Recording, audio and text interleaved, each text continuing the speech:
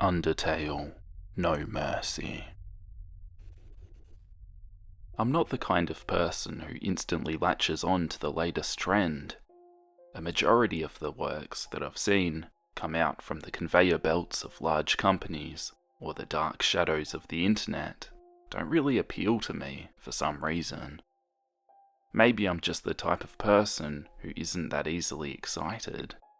That one guy people think to be the most boring person I've ever met.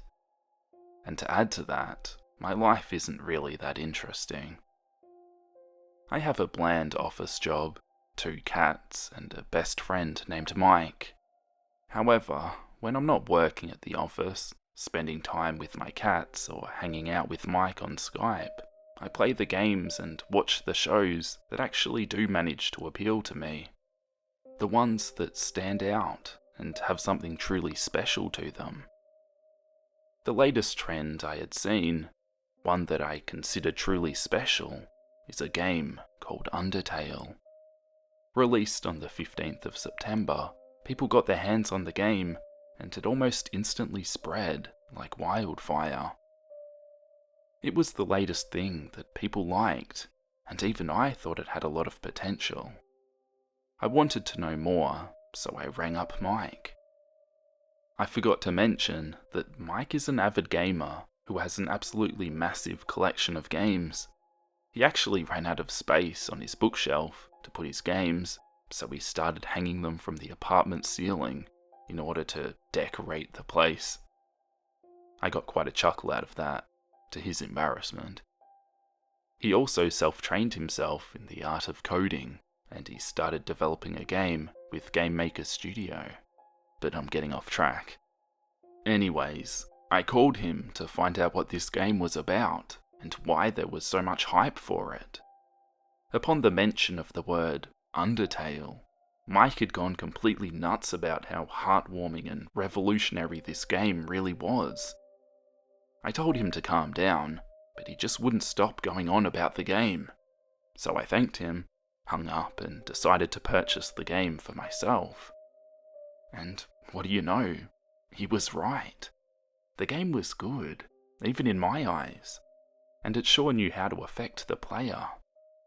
I know that even more after what happened to me, but it's better to keep that for later. When Flowey betrayed me, I gasped in surprise. When Toriel hugged me just outside the exit of the ruins, it gave me a little heartache.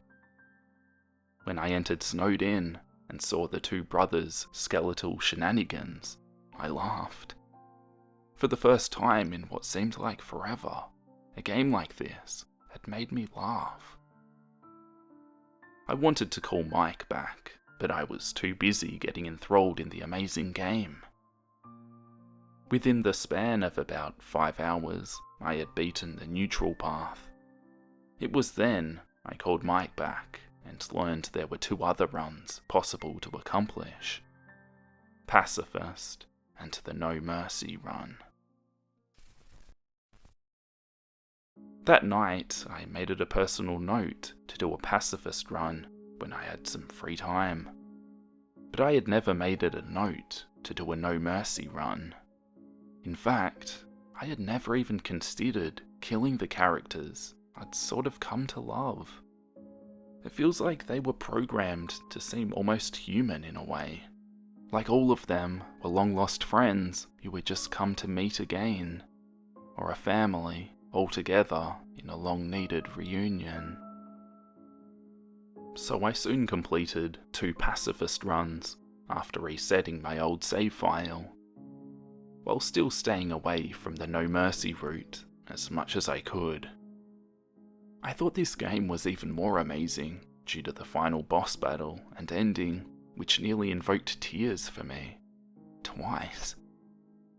So after the second run, I decided to leave the game alone. I put it in its own file called Do Not Touch and let my digital friends live out their happy ending. The happy ending they deserved. It was the day after that I joined several forums and discussions about the game. I started becoming rather active in the game's subreddit, r/Undertale. I sincerely loved the Undertale community and shared all of the silly inside jokes and skeletal puns they had to offer. I had the No Mercy run spoiled for me, but I didn't really care, since I wasn't planning on doing it anyways. I fit in. I was a member of the community. I gained some friends. Everything was going perfectly fine. Well, until I stumbled upon a small data mining site in the corners of the internet. Well, the 32nd page of Google search results anyway. It was primarily focused on Undertale at the moment, due to the game apparently having a treasure trove of secrets. The community on the site was a tad rude to newcomers, but I tried my best to fit in and contribute. After a few hours on the site, someone told me in order to truly fit in, you'd have to be a data miner yourself. So I put on my virtual hard hat and decided to do some digging in the game's code, unsure of what I would find. It was then I realised I was extremely unskillful at data mining, and to me, every single line of code was just gibberish and syntax. I had spent 30 minutes searching through a language that I didn't even understand. That's when I remembered what Mike could do. So I rang up Mike again and asked him if he could do a little bit of Undertale data mining for me. He was eager to do so and said that he would text me the results. I nodded my head affirmatively, even though Mike couldn't see me doing so. He hung up shortly after. I leaned back in my swiveling chair and opened up some other games on Steam, waiting for the data mining results to come. A couple of hours later, Mike sent me a text. I was too busy playing Team Fortress 2 that I didn't have time to reply. He sent me another text.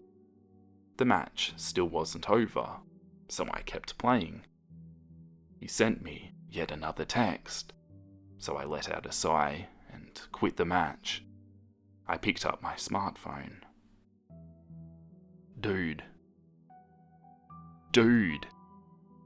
you're not gonna believe what I found, Mike said.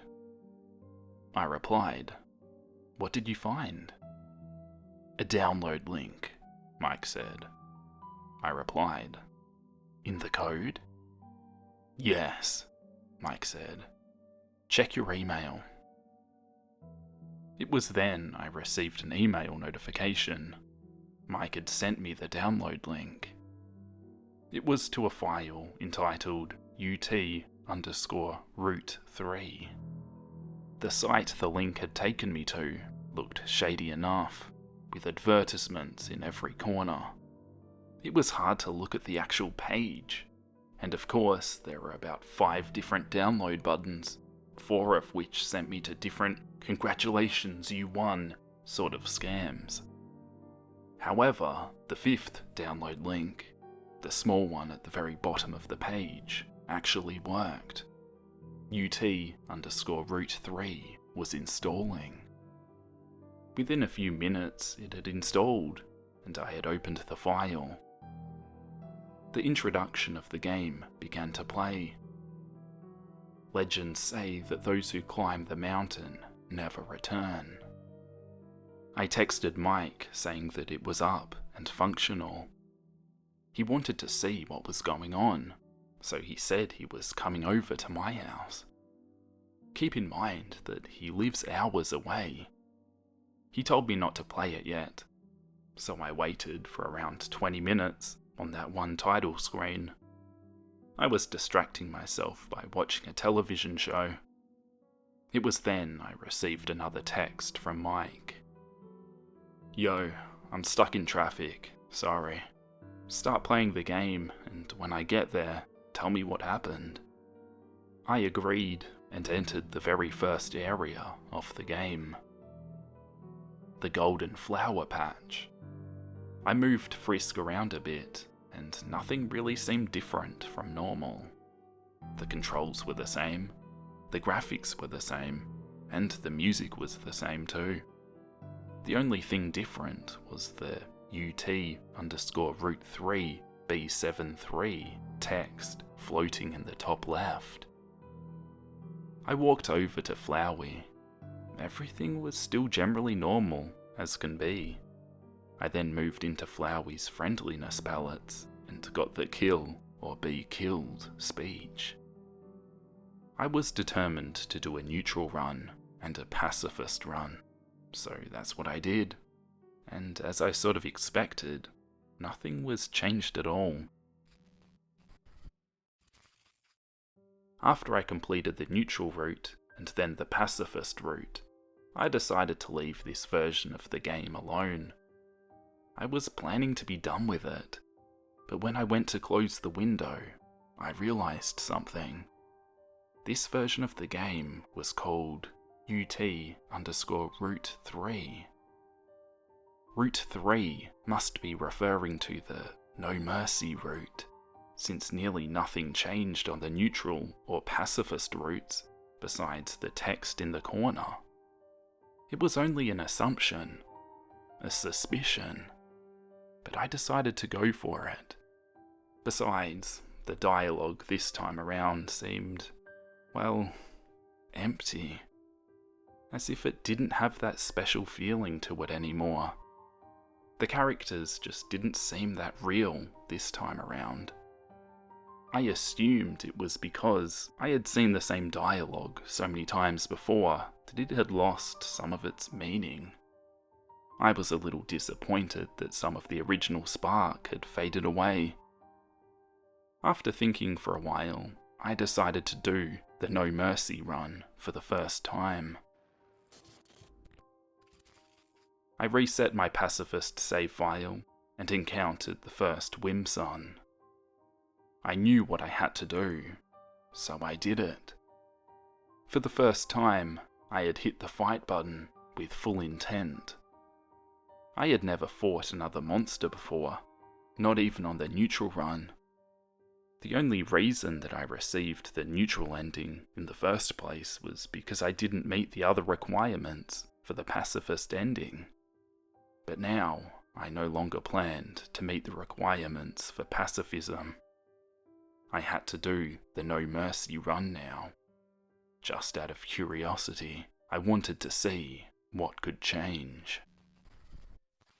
After Whimsun fell, I stormed around the area and killed as many monsters as I could. I just had to show them no mercy in order to advance. I entered a battle with another Whimsun, and this time I noticed something had changed. The name I had input, Chara, had disappeared from the bottom area of the screen. It was a minor change, but I was glad that my suspicions were confirmed. I continued the No Mercy run. I slayed tons of monsters, more than usual. There were definitely over 100 monsters in this version of the ruins. After that, nothing really eventful happened until I had entered Toriel's house. Everything seemed darker in colour than normal, and all the lights were off. I couldn't find Toriel in her chair, so I looked throughout the house, everywhere except the basement. She was nowhere to be found. I decided to go downstairs into the basement, and there was still no sign of Toriel until I approached the final room. The room with the door to Snowed In. I found her sprite standing there, staring at me with a 1,000-yard glare. I walked up to her as combat initiated.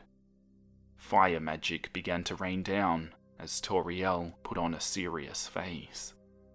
I dodged as skillfully as I could.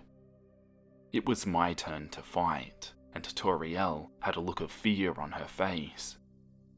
I selected the fight option. The attack came raining down. She spoke about how I was not her child anymore. She told me that she was scared of my arrival and had no choice but to flee into the basement. She warned the others in Snowed In to flee and sent Dr. Elfies a message to evacuate as many monsters as possible. Before she had a chance to say anything else, Toriel faded into dust with a broken smile as I won the battle.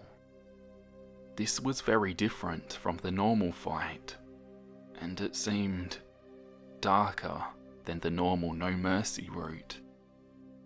I walked around the exit rooms for a bit, looking for anything hidden, but nothing was there, so I walked into Snowed In Forest. Not a sound was heard, besides Frisk's footsteps hitting the snow. I cleared the puzzles Papyrus had laid out without a challenge, and continued onwards to the rock formation bridge. I eventually made it into Snowed In Town.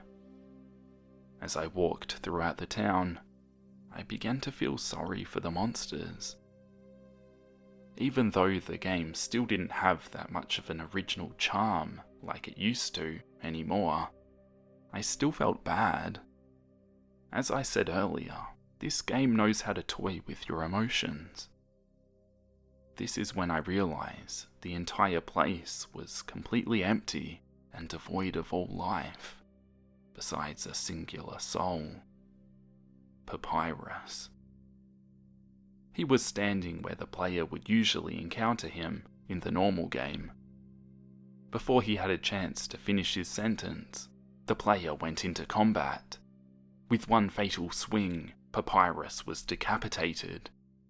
Papyrus's head was in the middle of saying his usual dialogue, but another swing came down without warning, turning Papyrus to dust. All that remained was his cape, still visible in the overworld. Frisk walked over it without my input, as I just sat there, amazed at how different this version of the game is. I continued onwards into Waterfall to see what Undyne would be like. But Waterfall was empty as well. Not even the cheerful monster kid was there. Nothing really interesting happened, due to the entire place being abandoned. Until I encountered Undyne, standing on the mountain where you usually encounter her. After a brief speech about how I was a threat to all monsters everywhere, I was in a fight with Undyne, the Undying. I knew this was one of the harder boss fights, so I decided to stay cautious. I should also mention that I barely registered the fact that my LV and XP levels were higher, even though I wasn't doing anything. My name would sometimes reappear as Chara, and I was so focused that I barely even noticed that my screen size was zooming in and out at certain points. I was too worried about the fight and how to avoid Undyne's attacks. I ended up being hit a couple of times, but so far I thought I was doing good. It was at that point that the music got quieter and my LV increased at an alarming rate. After a little while, my LV halted at 1173, and the music was completely gone. Undyne and her attacks disappeared. Even the bullet board was completely erased. I was free to move around the arena. I began moving right as the battle interface slid into the left of the screen. Eventually, there was nothing left besides my green-coloured soul and the same text on the top left corner that spelt out UT_root 3B73. I continued moving my soul to the right. I was getting no results, so I tried turning back to the left, but the game wouldn't let me. I couldn't move in any other direction but right, so I kept going. After about 5 minutes, a message appeared. HP fully restored. I was just confused as to what was going on. In my mind, none of this was making an inch of sense. I thought that if I continued, I would get at least some form of explanation, so I pressed Z in hopes something would happen. I was immediately teleported to the entrance of Hotlands, next to the water cooler. The water cooler itself was empty, and the waves of heat were visibly running through the screen. I continued through the lonely area and entered the lab. Nobody was there, as expected. The place seemed run down and in a state of disrepair. There were holes in the walls, and what seemed to be paint splattered on the floor. The entrance to the true lab was sealed tightly. Without warning, the player character went up to it and attacked it, busting it open. I walked inside, and it seemed nobody was there. After a few minutes of searching, I turned for the exit, but then I heard something drop. The player character turned back, and without my permission, shuffled themselves over to a room I hadn't seen before. In the room was a crowd of monsters, with Elfise among them. My player character immediately entered a battle. Oh boy, I worriedly thought. The number of my LV was not being displayed anymore. Act and Mercy wouldn't work, so I selected Item. The only things inside my inventory were duplicates of the same item. Dust. So I went back to fight, and landed 3 hits on the crowd. The amount of damage done was so large it went out of the screen's boundaries. Before Elfise had a chance to say anything, she was killed with a singular swipe. I was not in control of this action, as usual. The battle screen closed, and in place of the monsters was a large pile of dust. But then I heard some robotic beeps, and suddenly I was sent into the fight versus Metaton Neo. He said, "You sick freak! Why would you do this? I can't be a star without my audience you just killed. Die!" Then an insanely hard boss fight began. For the next few hours, I did the boss fight, but eventually I killed Metaton. But my character decided it wasn't enough, and slashed Metaton into scrap metal.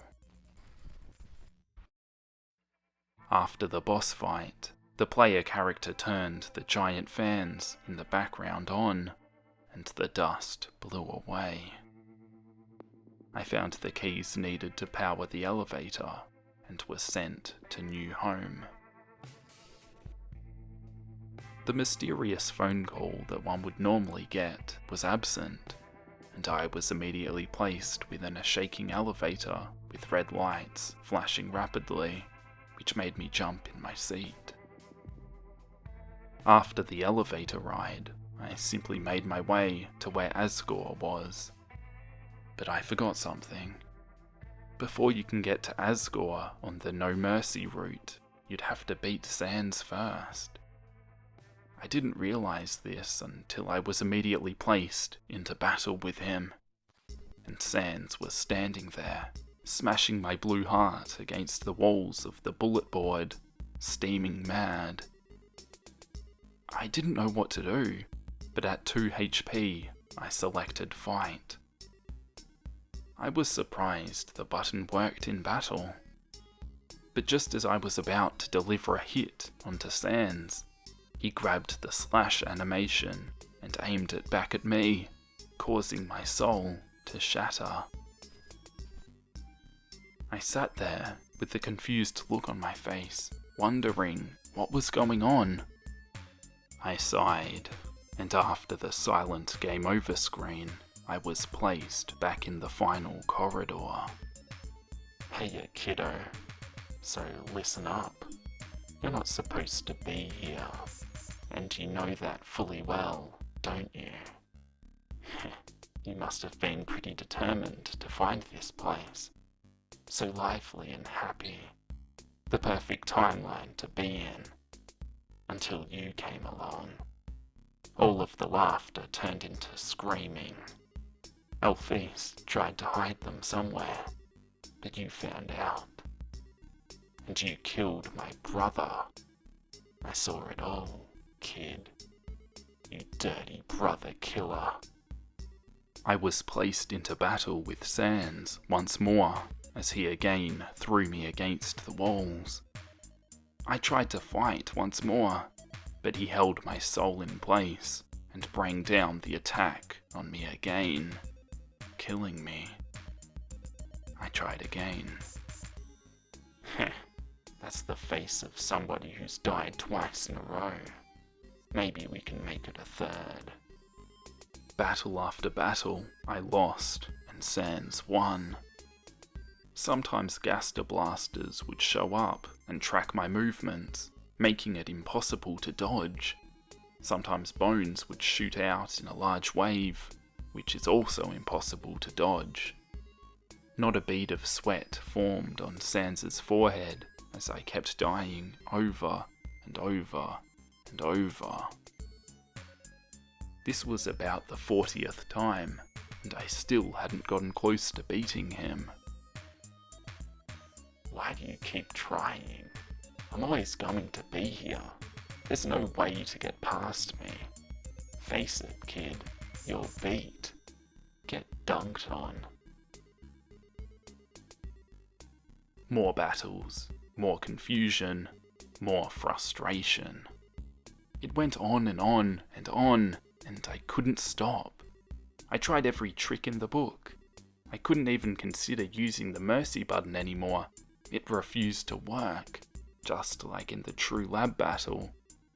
So, after a long time, I just decided to reboot the game and see what happens.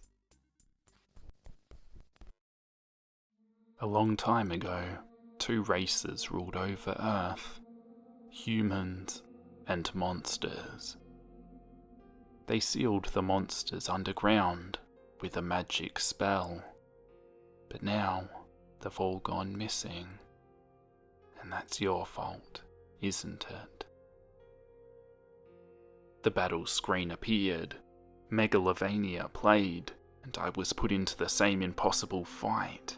But this time, something was different. Sans was talking. Kid, you know you'll never beat me. Do I have to explain that again to you? Why bother? You already know, don't you? You'll never get past me. Not in the state this place is in. I tried thinking of a solution, but I was lost. I had no clue how to get past him.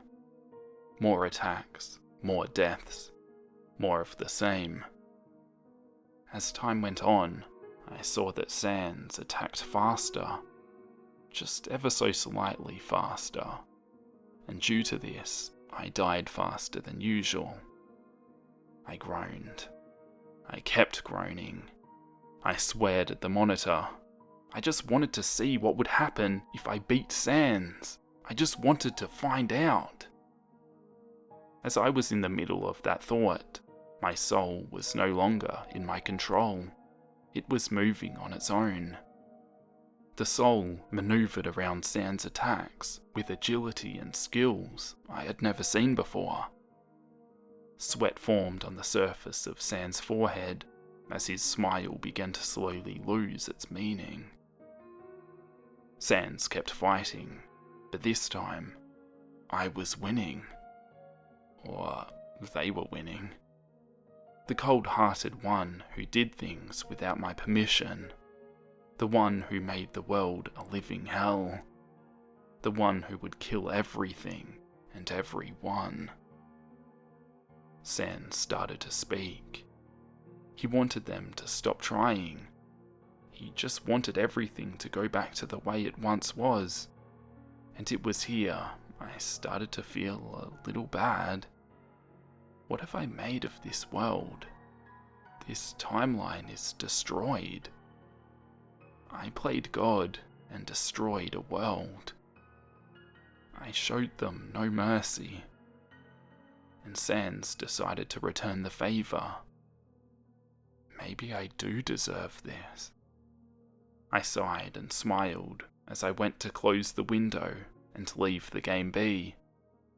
But as soon as I moused over the red X, a blow was delivered onto Sans. Red oozed from his sprite as he stumbled down onto the ground. Were you not satisfied with 10 monsters? Or 20 monsters? Or 30? Or over 100? You're going to go past me, and you'll make what's left of this timeline a living hell. So whatever you do, just remember this. It's too late now. You can't go back, even if you want to. But I know you don't regret anything, you dirty brother killer. I'm going to grill these.